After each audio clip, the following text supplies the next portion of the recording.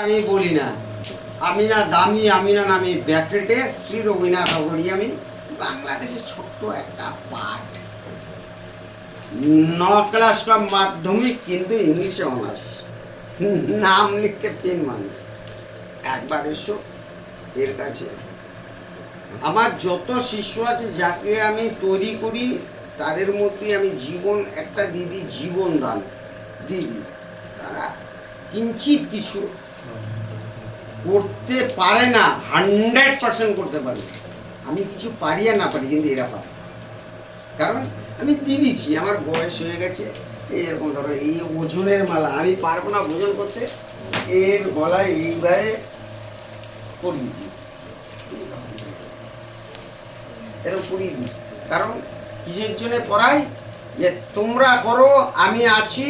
তোমাদের মাথায় যদি আমার হাত থাকে, তোমাদের মাথায় যদি আমার হাত থাকে, আমি অনেক বড় হতে পারবো। কিসের জন্যে? ভক্ত হচ্ছে ভগবান, গুরু হচ্ছে শয়তান। ভক্ত ভগবান, গুরু শয়তান। কারণ ভক্ত যদি না থাকতো, গুরু হবো কোথা থেকে পেতাম? অনেক গুরু আছে, খাটে বসে, চালাদের নিচে বসায়, অসম্ভব। আমি কোনোদিন করি না। আমি বলি, শিষ্য যদি না থাকে, গুরু কোথা থেকে হতাম?